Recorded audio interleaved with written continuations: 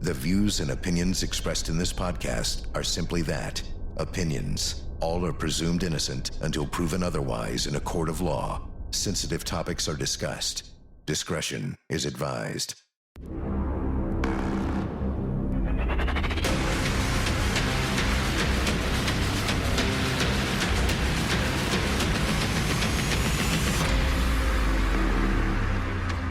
I'm Vinnie Politan, the subject of my investigation, the annihilation of an entire family. Mother, father, son, and daughter shot and stabbed and torched. The accused killer is another member of that family. Here's the story. They were brothers, business partners, family. But prosecutors say beneath the success and shared history of Keith and Paul Caneiro, something darker was growing. In the early hours of November 20th, 2018, two fires broke out in Monmouth County, New Jersey, hours apart, miles away. The first consumed Paul Caneiro's Ocean Township home. Authorities allege it was no accident, but a calculated distraction. At the second fire in Colts Neck, firefighters uncovered a nightmare. Keith Caneiro was found shot execution style in his yard. Inside the burning mansion lay his wife Jennifer and their two children, Jesse and Sophia, murdered before the flames took hold. Prosecutors say the motive was money, accusations of theft, a looming financial cutoff, and removal from a family trust. Paul Caneiro has pleaded not guilty. If convicted, he faces life without parole. So, as we've been saying, and as prosecutors have been saying, and the evidence has shown, the victims in this case, Keith Caneiro was shot, his wife was shot and stabbed, and the two children were stabbed. So, there's a murder weapon that is a knife. In the trial, do you remember this moment? Take a look when this knife was shown to the jury. Witness had it in his hand. And this was a knife that was found connected to the defendant, Paul Caneiro. So a lot of us wondering, is that in fact the murder weapon? Is that the knife that he brought with him to commit these murders? Switchblade type of knife. Let's bring in Court TV field reporter Cody Thomas. Cody, great to see you. Another knife, though, was shown to this jury. What do we know about this second knife?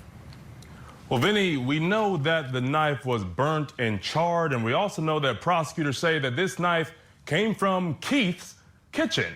Now, Vinny, during testimony, during the investigation, investigators took debris from different rooms in the house and made these piles out of the different debris they got from all the different rooms. And they showed an image in court of a debris pile from beside the foyer. You're seeing that image there now on the screen. You can see the knife kind of in the middle of that pile of debris there. Of course, beside the foyer is where this knife was found. Now, they swabbed this knife for DNA, but investigators have not commented on the results of that swabbing in opening statements or any testimony so far, Vinny. But what I want to do now is take a listen to a detective talking more about this knife evidence. Take a listen.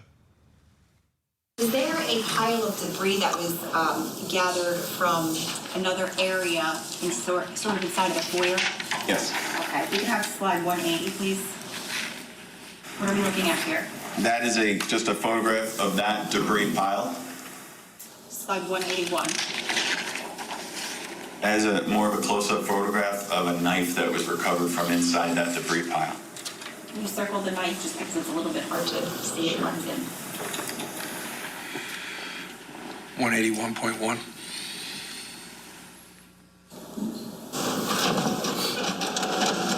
Slide 182. That is the same knife, but with evidence marker 14. Was that knife collected, packaged, and labeled? Yes, at the time, as you can see, there's a significant amount of debris caked onto one side of it. On the other side, it's more clean. So I basically documented each side with a scale, as you can see, but also swabbed the 4 different areas on the knife.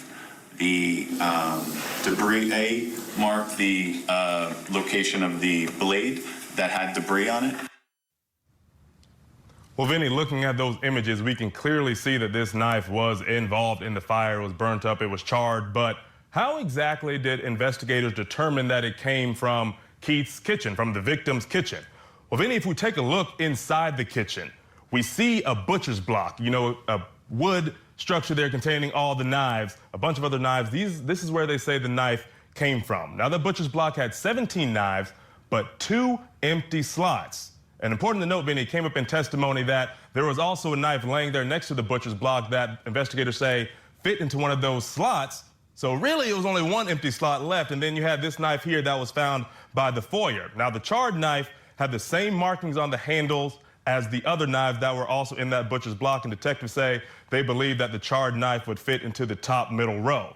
Now, Vinnie, what else is important about this kitchen area is that this is also where Jesse Canero's body was found. That is Keith's son, Paul's nephew. We saw part of his body in an evidence photo that we're looking at now. We've blurred out his leg and foot seen towards the left of that image there, of course, for graphic nature. That is where his body was found. You see blood spatter on those white drawers there in the kitchen. Vinnie, what I want to do now is take a listen to prosecutors talk about Paul stabbing 3 of the 4 victims. Take a listen. Once Keith was out of the way, executed on the spot, no longer able to protect his family, the defendant then went inside his brother's house, a home he'd been in countless times before, a home you'll learn he knew like the back of his hand, a home where Keith's wife and children were. And in there, in the chaos and confusion of having been awoken from sleep, in the shock and terror of having their home invaded, and in the dark, the defendant hunted them down. He stabbed his sister-in-law, Jennifer, multiple times in her back, her chest, and her abdomen, and he shot her in the head. He stabbed his nephew, Jesse, multiple times in his upper body and through his arm into his chest. And he stabbed his niece, Sophia, 17 times over her entire 45-pound body, including deep stab wounds in her face and the top of her head. So, Vinnie, we have this new knife, this new burnt-up knife. It's still unclear if this is the actual knife that was used in the stabbings, but it is strange that a knife was found near the foyer, not in the kitchen where one would naturally imagine a knife to be. Right, in the foyer, closer to 2 of the victims who were both stabbed. Okay, thanks, Cody. Cody's going to stick around the whole hour. Brings us to our first question tonight. I think this is an important one. Why would the killer use a kitchen knife? What does that tell us? Like, why, if this is the murder weapon, why, did you plan on using it? Why would you use a knife if you got a gun? Joining me, reporter for NJ Advanced Media. He's been reporting on the story for NJ.com, has been at the courtroom. Kevin Shea is back with us. Also with us, criminal defense attorney, former district attorney Matthew Mangino. Great to have you both here. Kevin, I want to try to flesh out some more of the facts here, or alleged facts, right? Through the testimony, whether the jury believes it or not. Are prosecutors saying that the plan was, in fact, to murder the whole family? Have they kind of established that, or we're not there yet? We're not really there yet. Like the report just said, what's interesting about this is that so far, I mean, this is the prosecution's case right now. It's and it's really been like a parade, as I've called it in some of my stories, a parade of evidence, physical evidence, photographs, actual evidence of, you know, everything they've collected from the 2 crime scenes. But they have yet to put a knife into Paul Caneiro's hand inside that house. And, you know, we have been hearing that there's going to be some more evidence coming through about DNA and about ballistics. So I'm thinking we might get a little more of an explanation at that point, when and where and how these weapons were allegedly used. But they haven't actually, you know, there hasn't been any direct testimony that has Paul except for the opening statements, that it hasn't been like a very detailed explanation of what he allegedly did inside that house, room by room, minute by minute. Matthew Mangino, why would the killer use a kitchen knife, right? If the plan is to wipe out the whole family, right? So no one inherits anything, he gets it all, or splits it with his brother Corey. What does it tell you also about the use potentially, if this kitchen knife that we were shown today, that was found in the foyer near some bodies, is in fact the murder weapon? Well, what it tells me is, this is a depraved crime. I mean, this is, someone who allegedly, shoots his brother outside and then goes into the house and stabs his sister-in-law and stabs his niece and nephew, and does it in such a way that really, to me, it signifies rage or anger. 17 stab wounds on his little niece who weighed 45 pounds, multiple stab wounds to his nephew, multiple stab wounds to his sister-in-law. He's mad, he's enraged, and he's angry, and he's taking it out on his brother's children. At least let me ask you this though, Matt. My heart. Matt, if you have a gun in your hand, right? Because he does shoot his sister-in-law in the head also, and also stabs her. So I'm trying to figure that out. But do you think there was a plan to use a knife from the house rather than bring your own knife? Or is this something in the moment? What are your thoughts? Well, I think it may be something in the moment, but it certainly signifies, rage or anger. Maybe the children are running and he has to physically grab them and physically, grab a knife to kill them, and do it in such a way that he's really expressing his outrage, his anger at his brother and his children and his wife. This is a similar to a problem that Alec Murdaugh had, because the killers in Alec Murdaugh's case didn't bring their own guns. And if it was some other person who came to kill the Murdaugh family, they used the Murdaugh's own guns on the Murdaughs. Like, killers show up with the weapons, but apparently, potentially, one of the weapons here. Kevin, have we heard anything about the gun malfunctioning or something No. wrong with the gun that maybe would cause a killer to have to use a knife? No, nothing about the gun misfiring. In fact, today there was some testimony about bullets they found at the scene. Some near Keith's body outside, some inside the house. And, I have not seen any testimony that says, the gun jammed or anything like that. But I do think it's interesting from listening to this that, it starts as a shooting outside, and then there's a victim who is shot and stabbed, and then the children are stabbed. So that is a very interesting and lingering question in this case. Yeah, it's very confusing, but I think we shed some light on it tonight. Kevin's going to stick around. Matthew Mangino, always great to see you. Thank you so much. Coming up next, when did the killer decide to ambush Keith Caneiro? The defendant pointed that loaded handgun at his brother, and he pulled the trigger 6 times. 5 of those shots hit Keith. The Court TV podcast will return. When he arrived, he turned off the generator to their home, and then he cut the power to the house from the outside by removing the electrical meter. And then he waited in the dark, waited in the shadows, waited for his brother Keith to come outside. It was a great opening statement, by the way, by the prosecutor. Really tremendous job. One of the better ones we've seen in quite a while here at Court TV. But that moment, that dramatic moment of him lying in wait for his own brother to ambush him and take his life. Let's bring back in Court TV field reporter Cody Thomas. So let's talk about this. This is a huge part of the case, the power going out at Keith Caneiro's house. What do we know about that? Well, Vinnie, we know Keith texted his brother Paul about the power outage when it happened, but as we just heard the prosecutor say, they think Paul is the one who actually cut the power, cut the generator. And Vinnie, let's take a listen to the final text that Keith sent to Paul, that first text being sent at 3:14 in the morning, beginning when the power goes out. Take a listen.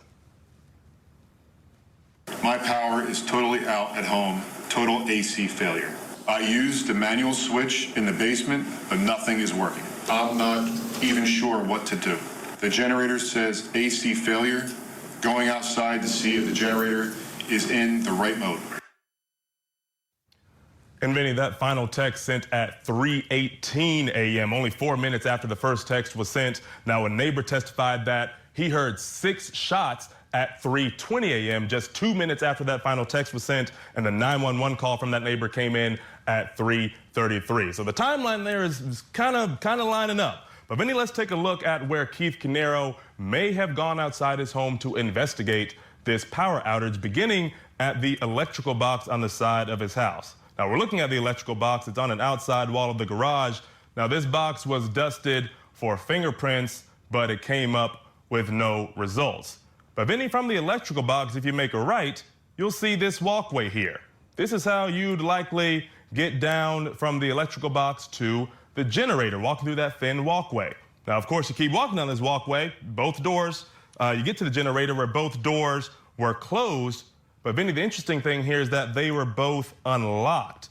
It had been turned off, according to the lights displayed when investigators took pictures, which is a key point in this case here. Vinnie, we also have images of the location where Keith's body was found. We see it right there under that red tarp. Found nearby to all of this stuff, first responders first covered his body with a white sheet, followed by this red tarp here. But Vinnie, what I want to do now is show our viewers how close all of these locations were. And we have an image here from WABC. This is an aerial image. Now, we see the full aerial of the home there, but we're going to focus on the left of the screen. We see Keith's body location there circled, followed by the location of the electrical box, and then, of course, finally, Vinnie, the generator. All of these, Vinnie, you can see they are located in very, very close proximity. Yeah, it's also pretty much lining up with the prosecution theory of what happened here. Very interesting to see. Thanks, Cody. All right, so that brings us to the next question in our investigation. When did the killer decide to ambush Keith Caneiro? And one reason I'm asking that is that Keith Caneiro himself is telling Paul that he's going to go outside. So how exactly does that work? Still with me, reporter Kevin Shea, and joining me, host of the Pascal Show. Pascal is with us as well. So, Kevin, this is interesting, right? So we don't have what Paul is saying to Keith, though, in those text messages, right? We're just getting, or maybe he's not even texting him. I don't know. Because to me, I'm thinking about this, like, how would you know how your brother would react to the power going out, right? If the power went out in my house, I would tell everyone, go to sleep. We'll figure it out in the morning when I call someone to take a look at it, because I can't do anything. But somehow, some way he's coming out, right. And I'm just wondering do we know if Paul kind of egged him out there or allegedly egged him out there? I mean, that's certainly the allegation.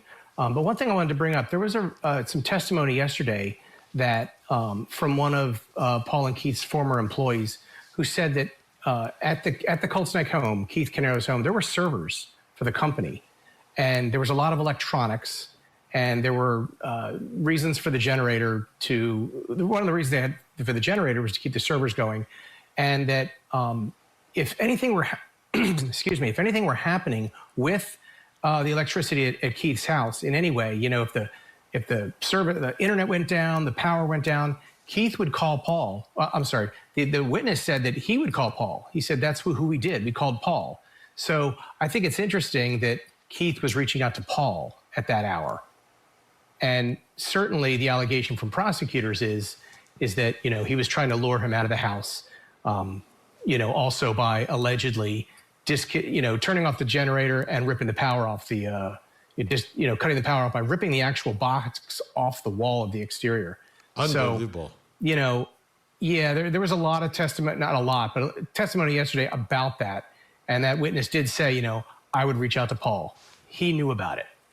Pascal, this is fascinating, getting into the history of all of this, because I was always, why would he go out there? Now we know that the business is part of the business. The servers are there. That's important. And Paul was like the go-to tech guy with the generator. When do you think the idea came to ambush Keith Caneiro outside? Well, I think this was it's hard to explain. There's a part of me that thinks that he had this idea in the back of his mind for a while because he knew that he was going to get caught, taking money, etc. And maybe he had this, kind of lingering, this idea in his mind, lingering in the back of his mind. He didn't fully have it fleshed out, but he had an idea. If anything, things were to hit the fan, for lack of a better term, that he would do this type of thing. And then when it came down to the moment, it kind of turns into a crime of passion, but not a crime of passion, if that makes any sense. I know that sounds a little bit all over the place, but I feel like he's been thinking about this. That's why he knew to cut the power. He knew that Keith would reach out to him.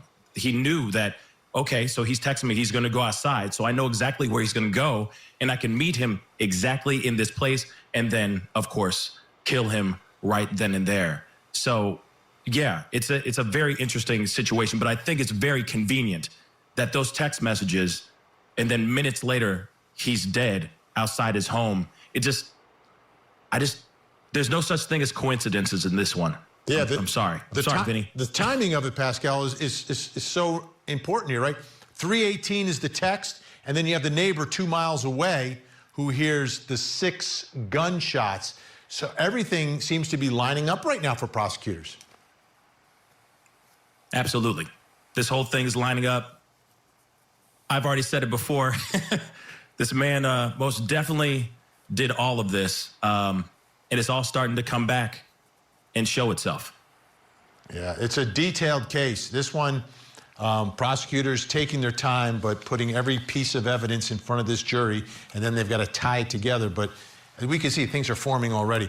Big thanks, Kevin Shea, NJ Advanced Media, doing great work on this story. We appreciate it. Make sure you check out the Pascal Show, folks, on YouTube. Great stuff over there. All right, still to come. What do the photos of Keith Caneiro's house reveal? Now, back to the Court TV podcast.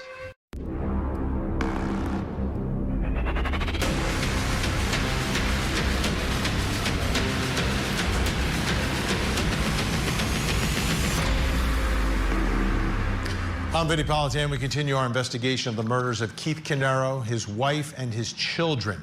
Murdered with a gun and a knife. A brutal, bloody ending for this New Jersey family. And prosecutors say it was Keith Caneiro's own brother who did it. Here's the story. This is not just a murder trial. It's the collapse of a family under pressure. Prosecutors say Paul Caneiro watched his life unravel as his younger brother Keith prepared to cut him off, ending his salary, removing him from their businesses, and pushing him out of a family trust. Court filings allege Keith believed Paul had siphoned tens of thousands of dollars, including money meant for his children's future. Then came November 20th, 2018, before dawn. Paul's own home caught fire. Hours later, flames tearing through Keith's Colt Neck estate. Investigators say the fires were staged to create the illusion that the entire Caneiro family was under attack.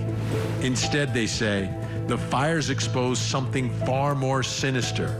Keith shot dead outside, Jennifer and their children stabbed and shot inside. Paul Caneiro denies it all, and after 7 years, a jury will decide his fate. Keith Caneiro's home was huge. It's I think about 10 acres of property, Colts Neck, New Jersey. Folks like Bruce Springsteen live there. Jon Stewart lives there. So it's a very exclusive town, and it's a big house. There's a fire. There are 4 people murdered. There are at least 2 murder weapons, a very complicated scene. And again, further complicated by the fact that the fire was set and this house was torched. Let's bring back in Court TV field reporter Cody Thomas. Cody, let's get into the layout of Keith Caneiro's house. What can you tell us? Well, yeah, Vinny, as this trial has progressed, we've seen several exhibits from inside the house, giving people a more detailed look about the inner workings of the home. Of course, these exhibits are after the fire, but it still gives us a better understanding. Now, this image here behind me, this is a floor plan of the first floor of the home. Now, we will highlight some things on the second floor and the basement here in just a moment, but I want to let our viewers know that this is just the first floor. But, Vinny, we're going to begin over here. This is a photo of Keith Caneiro. We're going to talk about his body found in the grass area outside this garage. Now, this garage here, the story that this may tell, perhaps Keith Caneiro, we know the power went off in his home.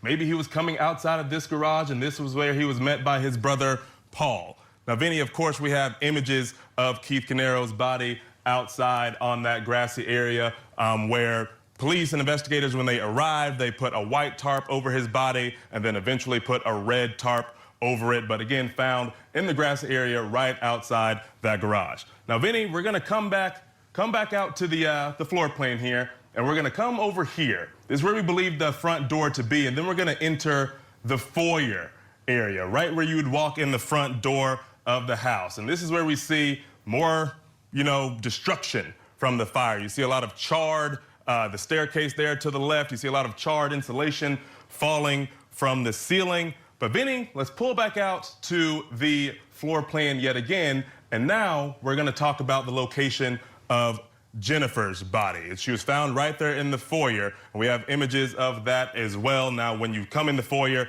and you take a quick left, she was found right there on her back, facing the stairs going down to the basement. And in those images there, Vinny, of the location of her body, you'll see what looks to be a yellow tarp. That is where it's believed to be Jennifer's charred body was lying underneath that yellow piece of fabric.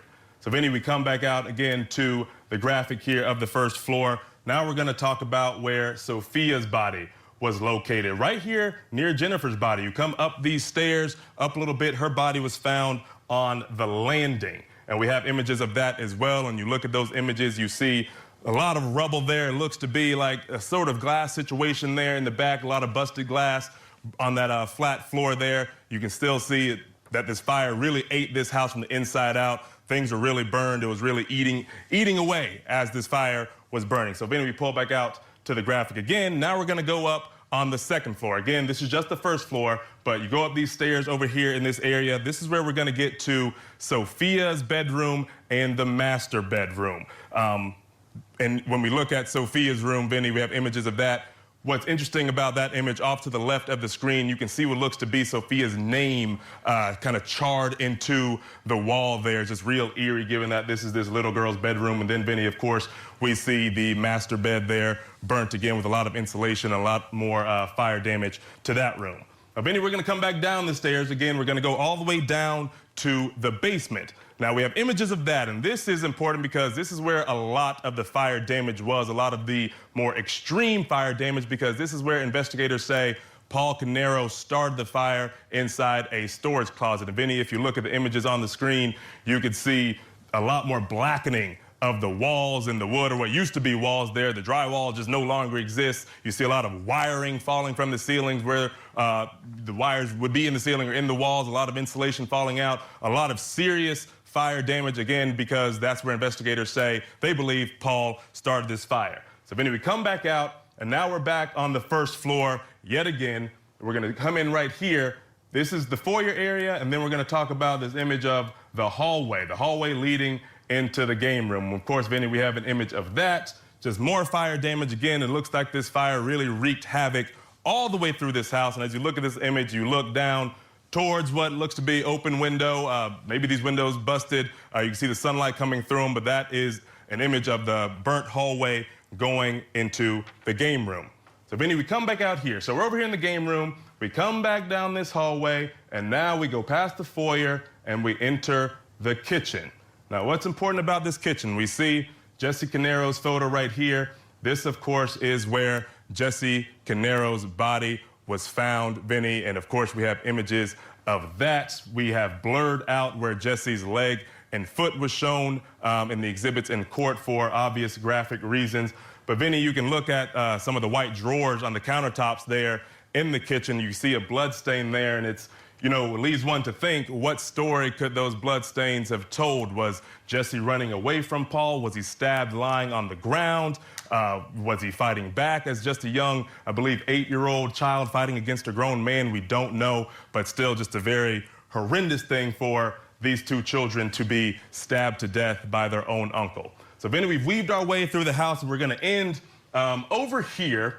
I'm going to put a little arrow right here. It isn't labeled, but this is where, in this general area, this is where the back patio would have been. So we've gone through the house. We're going to come outside to the back patio. We have an image of that, Vinny. And if you look at the image of the back patio, you'll see an orange cone in the middle of that image. And this orange cone is an evidence marker, Vinny, an evidence marker that investigators put down marking an unspent round that they found on that back patio. So a round, a shell casing that wasn't fired from a gun, but who knows, maybe Paul Caneiro was coming around here and then he dropped a bullet on the back patio. We still don't know. We'll have to figure that out as this trial progresses. But Vinny, that is the home tour. Of course, the home following the destruction of that fire, but we've highlighted the different rooms. We've highlighted all the different locations of the victims. Just another horrendous, horrendous crime here, Vinny. All right, Cody, thanks so much. Appreciate all your help tonight. That brings us to the next question in our investigation, and it's about what Cody just showed us. What do the photos of Keith Caneiro's house reveal here? Joining me, true crime podcaster from Hidden Killers with Tony Bruschi. Tony Bruschi is here, and New Jersey trial attorney Crystal Pettiford. All right, Crystal, I'll start with you. What story are these images and powerful images that the jury is seeing of Keith Caneiro's home? You can see the extremity of the fire that was caused on that night. And the story the home tells is basically walking you through what the prosecutors described in their opening statement. It's showing the layout of the bodies, where they think the initial killing was done outside, how it almost paints the picture of Jennifer Caneiro coming to the foyer area to kind of see what was going on and probably running down the stairs as she became to realize what happened. And the smearing of the blood obviously leads you to believe that the little boy was trying to get away as well. It creates a visual picture of a very horrific crime scene. Tony Bruschi, how about for you? What are you taking away from all these images inside and outside of that home? What you have is the aftermath of pure evil. That's what those photos reveal. You're looking at a kitchen floor covered in blood, but it's not about where it is, it's how it moves around the island towards the foyer, towards the front door, a handprint on one surface, a finger drag on another. It's not the aftermath of an attack. It's a trail. That's an 11-year-old boy trying to crawl out of his own house. And then you get to the basement.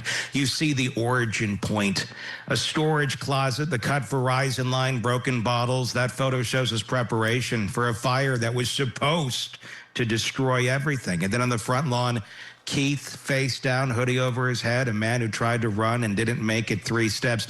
These photos were supposed to be ashes. The whole house was supposed to be gone, but the fire failed. So if it is him, the photos show the evil and depraved soul of Paul Caneiro in a way that nothing else possibly could. Crystal, I'm curious about the unspent casing that was found on that patio outside, and I'm wondering if prosecutors will have a theory about it. And I'm still really stuck on this one issue of the knife, right? The knife. And today the jury was shown a charred knife that came from the kitchen, is found in that foyer that we just saw. We've got a gun, unspent casing outside. What is going through the mind of the killer here? It's like the killer's all over the place. Perhaps he was on the patio loading the weapon initially and somehow walked around along the side of the house. The knife, to me, indicates that perhaps he either ran out of bullets or just didn't anticipate encountering the children. It's hard to see what would be in the mind of a brother accused of killing his own brother and his family. Like, what he could have been thinking using a knife. And every time he decided to stab the kids, what was going through his mind? It creates a very gruesome scene. And it's hard to even fathom how one could even think of doing such a thing. Yeah, and Tony, you know, the killer has time to reflect as they're taking life after life after life after life. And this is different than the Idaho 4. The allegation here is that the killer is a member of the family, not some psychotic stranger. Yeah. And that's what makes it all the more sick and all the more hard to believe that someone could be hiding this kind of viciousness behind a mask for as long as he did. That's what makes this case so spooky and so scary. One does wonder about that knife, though, a little bit. And it does make me wonder, did one of the children, did somebody come at Paul, if it was him, with the knife? And is that how he came into contact? Wait a minute, light bulb overhead. Light bulb overhead. Yeah. Jennifer. I know. Jennifer. Wow. Tony. Wow. Let's let everyone at home have that settle in for a second. If she grabs the knife from the kitchen, because she's shot, she goes down, shot, he gets the knife, she may still be breathing. Now he's got the knife in his hand. That's one scenario. Okay. That's why we bring him on the show, folks. That's why we bring him on the show. Tony Bruce is going to stick with us. Big thanks to Crystal Pettiford. Great to have your insight. Coming up next, is it possible Corey Canero framed his brother? He did not commit these crimes. He did not hurt anyone. He did not harm anyone. This is the Court TV Podcast. Corey Caneiro was on the outside of that. They never investigated Corey. They never looked into Corey. They never did a single thing to investigate Corey. Not a single thing. Now, we know from the opening statement that the defense, and there's a point where she's like literally pointing the finger. They're pointing the finger at Corey Canero, the third Canero brother in this case. That's what we're getting from the defense. But as we're watching the prosecution put in all their evidence, there are some things that are pretty clearly tied to Paul Caneiro. For instance, the guns that we've seen so far, they're in his possession, and we've heard from the prosecutor that they say the ballistics will create a match. So the ballistics will match these as being the so-called murder weapon, right? So if you got the murder weapon and it's found in the possession of Paul Caneiro in Paul Canero's home or in his backpack, wherever a particular article is found, it's connected to him. Then we've also got the genes, right? This is the DNA in the case.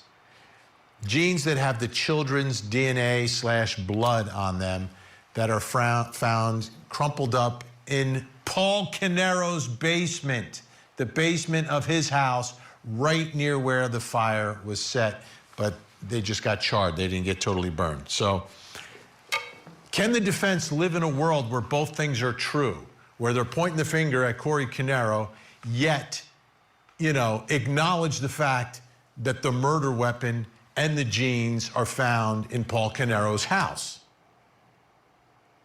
That brings me to the final question in our investigation this hour. Is it possible Corey Canero framed his brother, right? He murders one brother and then frames his other brother for the murder of his other brother. Is that even possible? Still with me, podcaster Tony Bruschi, and joining me, New Jersey criminal defense attorney Sean Barnes. All right, Sean, I'm starting with you on this one. It's always dangerous territory when you're pointing the finger, but they are. Is there a scenario where you could see the defense acknowledging that the genes were found in Paul Canero's house with the kid's blood on it, and the murder weapon is found there, but they can still tie it to Corey Canero somehow, some way? I think that undoubtedly they're going to make the argument and try to tie it to Corey. I only think that makes sense, and I only think that they can do that by trying to allege somehow that he planted it, somehow that the gun was planted, as well as the jeans. I think, coming back to it full circle, though, there's other pieces of evidence in this case that are just irrefutable.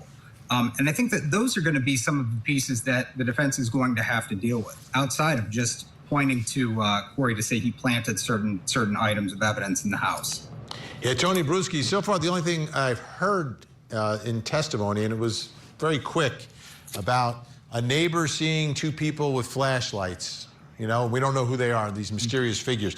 Do you think it is possible that Corey Canero framed his brother? To a reasonable degree, to a reasonable degree of podcaster certainty. No, I mean, is anything possible? Sure, but let's talk about what a frame job would actually require. Someone would have to commit 4 murders at Keith's house, then drive to Paul's place, plant a 9mm gun that's a ballistic match to the bullets in Keith's body, plant bloody jeans with Jesse's DNA, plant a bag in Paul's Porsche with a gun barrel, silencer, knife, night vision scope, and Paul's own passport, access Paul's security system, then set Paul's house on fire while his wife and daughter slept upstairs and slip away unnoticed, all while Paul is home unaware with no alibi. Is it possible? Sure. Is it plausible? That's what this jury has to decide. Yeah. Sean, we have about 30 seconds here or so. So how far do you think the defense is going to go with Corey here? Just kind of little things here and there? Or do you think they may have something else that they're going to bring out in their case? I mean, keep in mind that, the defense does not necessarily have to prove anything. They just have to inject reasonable doubt into the case. So I think that's what they're really going to be trying to do here. They have to play the hands they're dealt to a certain extent. So I think that's what they're doing with Corey. But even beyond the evidence that they have to overcome, the frame job doesn't make sense. Why would somebody who's planting evidence intended to frame somebody place it in an area where it's likely going to be lit on fire and then burn it and in essence destroy the evidence? I mean, it kind of defeats the whole purpose of a frame job. It does. Sean Barnes, great to have you on. Tony Bruschi, Hidden Killers with Tony Bruschi. Make sure you download it and check it out, folks. Now, in the Karen Reed trial, a large portion of the country, many of you watching right now, believe Karen Reed was framed. And in the end, the jury did send her home. That's the only time I can remember in the hundreds and hundreds of murder trials I've covered where that type of defense has ever been successful. I doubt we will see that type of lightning striking again in New Jersey. I'm Vinnie Politan. We'll keep digging for answers as the investigation continues.